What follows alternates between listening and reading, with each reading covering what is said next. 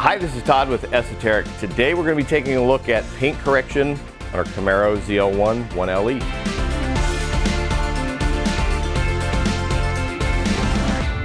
Okay, you guys have been following the series here on our project build, 2018 Camaro ZL1 1LE. Today we're going to be going over the paint correction aspect of it. But what we're going to do a little bit different on this one, we're not necessarily going to be showing you the exact process on this car and the before and after differences. We're going to talk a lot about theory. We're going to talk a bit about some of the myths that you find with paint correction, why you want to do paint correction, and what to expect out of it as well. So let's go back a little bit on this particular Camaro. Looking at the Camaro 6 forum, you know, a lot of guys worry about condition that cars come in, and then a lot of people also concerned about their cars that get built during the winter and transported to their dealership. And before I go into that, let me also say this isn't just about Camaro.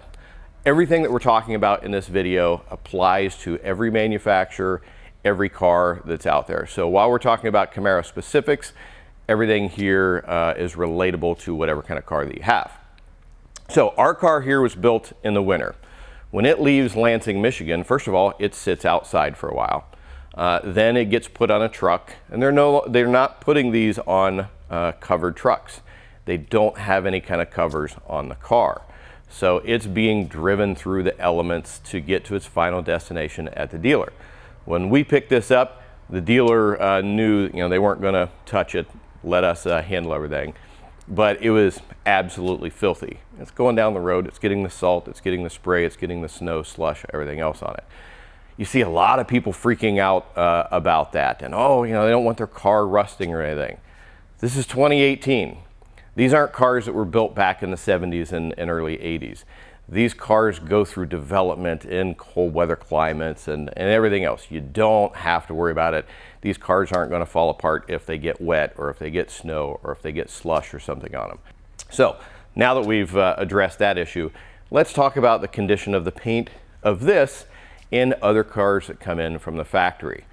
If you're going and buying a car, I don't care if it's $30,000, $50,000, $200,000 car, or $1 million car, if you're expecting the paint to be absolutely perfect, you're going to be heavily disappointed.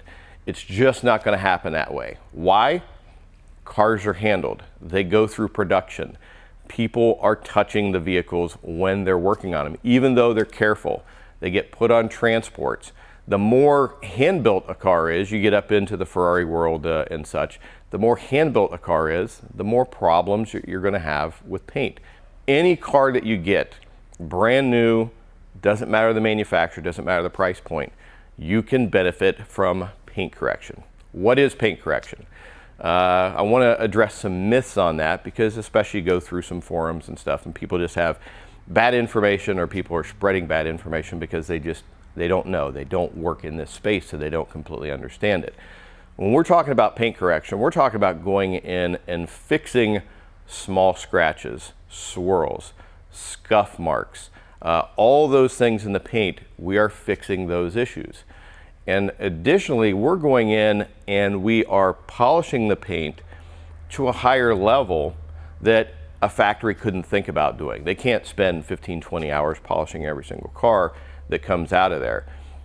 These are kind of like your brand new expensive TV that you get. Nice 4K TV, looks fantastic out of the box, but you can have it professionally calibrated to get that much more out of the picture. And some people may think of scratches as, well, I don't have any scratches in my car, because they're thinking in terms of this, you know, great big gouge as a scratch. No, that's not the case. You can take a clean finger on a clean surface, rub across, and you've just scratched it. And then the more it gets touched, the more scratching it gets, the more swirls it gets, and then it builds up a haziness to it.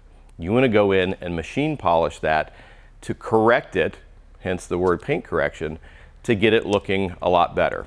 Now, our car here, there's some scuff marks here and there. There's some swirls here and there. Some of the myths that come along with paint correction.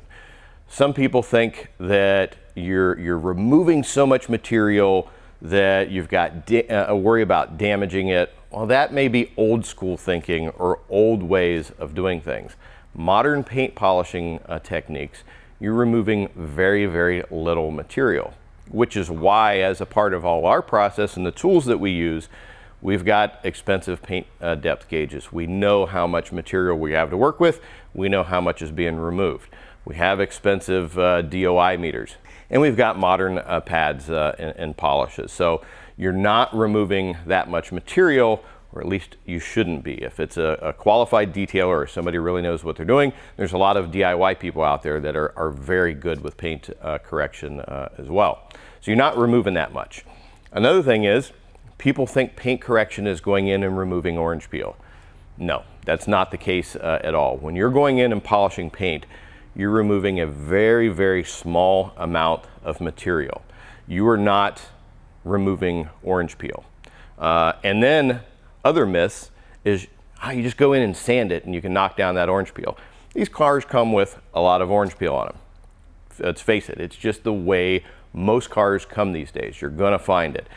I've had the Z06 before. I know the paint on the Corvettes. The Camaros aren't much different, and most manufacturers have plenty of it. And if you see people sanding down OEM painted finishes to remove orange peel, that's a huge no-no, because you're having to remove more paint or more clear coat that is recommended over the life of the car in one shot to do it. What does that mean? Later on you get scratches, you want to do correction. Nope, you can't do it. You got to worry about clear coat failure, UV damage, all these crazy things. It's not worth it. The only way you can really do this is have it sanded down, have somebody throw on 3 or 4 layers of clear coat, sand it down again, polish it out, but you don't want to be doing that with OEM paint. We're always detailing for years down the road of these cars, not just how it's going to look next week. So you don't want to be doing that. And then with this, as we're going in and refining the paint, we have different levels that we're going with. And that's why you see the stripes of tape that we have here, because we're in the process of testing a few different methods, techniques, and combinations to see what's going to get us what kind of results. Most of the time, when you have a brand new car and you want to have paint correction done, you're doing just a one-step polish on it. When I say one-step polish, that is one pad or one style of pad and one style of polish through the whole car. Well, what if there's heavier defects in it? Or what if maybe it's not a brand new car, it's a couple thousand miles on it, and the person before you had it, and they did a bit of damage with their washing methods and with their towels, or wiping it down with quick detailers at car shows and scratching it up. Well, then you can do a multi-stage polishing process. Multi-stage, just as it sounds. Your first stage is heavy compounding. Your second stage is a light finishing polish, and that gets deeper imperfections out of it. So I can do tests and figure out what level of clarity that I'm going to gain from one versus the other. And then finally, we've got a proprietary in-house process that we do. It's called our Crystal Series. We perfected this. We had an OEM manufacturer come to us. They had some new cars they're getting ready to show off at the New York Auto Show. They had a lot of texture in the paint. We went in, came up with a system of getting rid of that texture, bringing out as much clarity as we possibly can, and then we took that and we started offering it to our customers, the Corvette community in particular, because there's a tremendous amount of texture in this. There's a tremendous amount of texture in these. Okay, what is texture? People know what orange peel is, and if you're looking at it from a side view, orange peel would look like this. Texture is all the fine pebbling in between. That prevents the clarity from coming out. So you can go in there and you can remove all that so it's just smooth. You still have orange peel, but your clarity and your quality or reflections come out considerably. We'll put a couple of shots up on the screen here of a Crystal Series before and after of a Z06 Corvette to really give you an idea just how much clarity. If you look at it, the light reflection on the before photo is just completely hazy, no definition, and you can see all the pebbling. The after shot, you can see how much clarity is. You can still see a little bit of rippling from orange peel because, once again, we aren't going for that. but the quality of reflections is huge. So we can divide these up into several sections, and we can use our DOI meter here to determine what's what. Let's talk just a quick second about the DOI meter. What that does, and I've got other videos that go into detail of it, but that tells me a variety of things. It measures gloss, it measures distinctness of image, it measures reflective image quality and specular reflectance. Subjectivity is completely out of it. We're not just on saying, hey, we do the best work. No, we go in and we test and we figure this out. Mathematics do not lie when it comes to that. We upload that to an Excel spreadsheet. It spits out all the numbers, gives us our averages, and tells us what increases that we have. So when we're talking about, we want to recommend a certain level to you or a specific group of products to you for getting the best results, we've done the testing. We know exactly what works best, what doesn't work as well. So we're giving you, very, very good information on that. Now, speaking of gloss, people think, well, it's glossy. We want to get as much gloss as possible. Can I just use a gloss meter? No, not really. Gloss meters kind of lie. And what do I mean by that is what people think of gloss is actually clarity that they're looking at and they're perceiving as gloss. Now, if you look at the pictures we're going to put up on the screen right now, these are side skirts that came out of my Z06. And the one on the left is before, the one on the right is after. In that case, I did sand that right piece on it just as a test. But here's the interesting thing about those two photos, or those two pieces. If you look at the left and you look at the right, nobody's ever going to say the one on the left looks just as good as the one on the right. The one on the right looks so much better. The clarity, the quality of reflections, so much better. Both of those pieces had the exact same gloss reading. So you can tell right there that that doesn't give you enough of the story. It's why we use a DOI meter. That's why we're looking at things like specular reflectance, distinctness of image, because it tells us the true story of the kind of condition of the paint.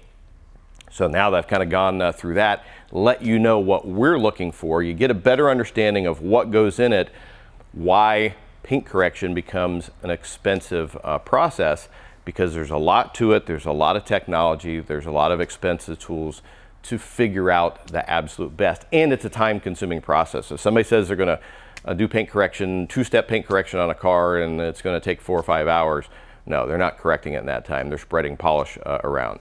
Physics are the same in everybody's garages. It takes time to do it right to get the best results out of it. Okay, so we've talked about a lot of the theories and a lot of philosophies that go behind paint correction and to get the most out of it. Another thing I want to talk about is carbon fiber. I mentioned a little bit earlier. For those of you who opted for the carbon fiber hood insert like I have, or if you've got carbon fiber on any car that you're getting, I have yet to see carbon fiber coming from any manufacturer that didn't require a lot of work to really bring out the clarity in it. So if you're from General Motors out there or the supplier to this, give us a call. We would definitely like to consult with you on how to make that a little better. It's not a knock against General Motors or any of the other car manufacturers. It's just the fact that it is what it is when it comes to carbon fiber. You can make it look a lot better. Likewise, on the inside of the car here, I got the optional carbon fiber insert for the dash. It's a $500 upgrade on there. But there's so much haze in the finish that it takes away from the beauty of the carbon fiber. We'll remove that. We'll completely polish that out to make it look a lot better. Here, I ordered up aftermarket set of carbon fiber dive planes for this. These came in and they're just hazy, horrible looking.